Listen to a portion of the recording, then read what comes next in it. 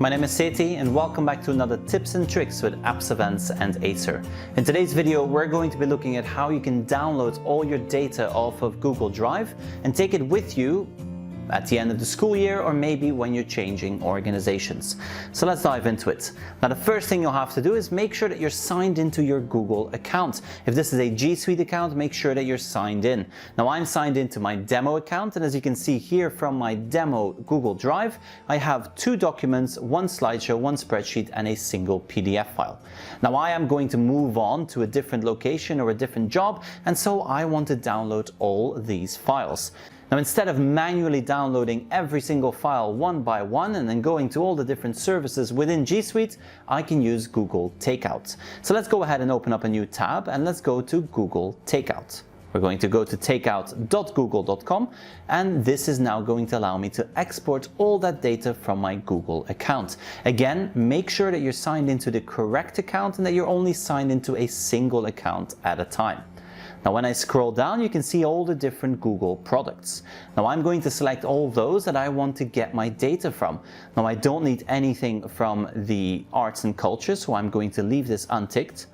I don't need my calendar data, but if you had lots of events already planned and things set on your calendar, then you can tick that box right there. It's going to export it as an iCalendar format, which is importable in all your other calendars. In addition to that, if you use Chrome and you sync everything, well, then you can also export your history, bookmarks, and everything you've done online within the browser. I'm going to scroll down. I'm going to leave everything as it is. I don't need my classrooms, my contacts. Really, what I need is all my content on Google Drive. So I'm going to tick this one right here, and I'm going to tick my drive. Now, because I've ticked drive, I have 3 more options that now appear. If I click on multiple formats, this allows me to now select those formats that I would like to export.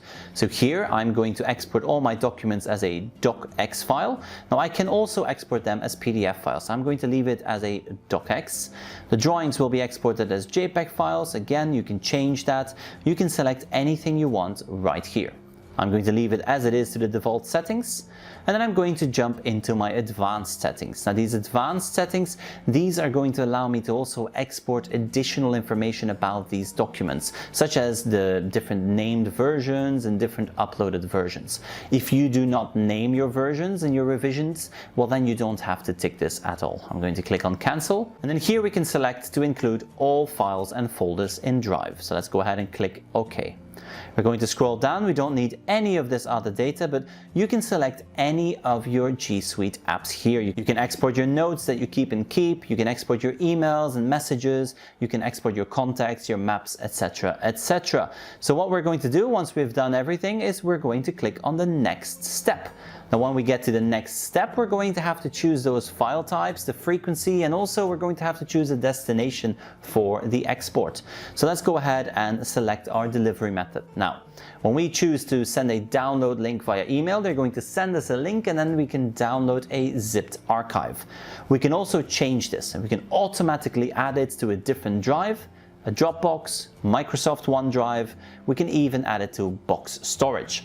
When you select any of these other storages, well, then you will have to link your accounts. It does it all automatically in the back, and as soon as your files are ready, it will upload that zipped archive to those storages. If you've selected Google Drive and it's a personal account, it will count towards your limit. So make sure there's enough storage available before you select any of these cloud storages.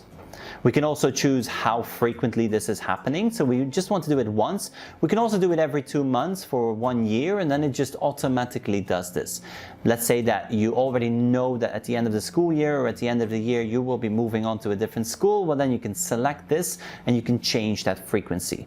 Here you can see every 2 months for 1 year, 6 exports, and I will get those files. I'm going to choose to export once.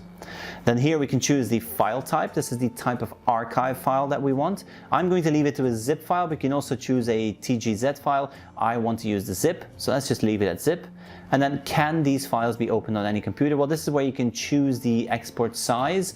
I'm going to leave it at the default 2 GB because some computers cannot open anything larger than that.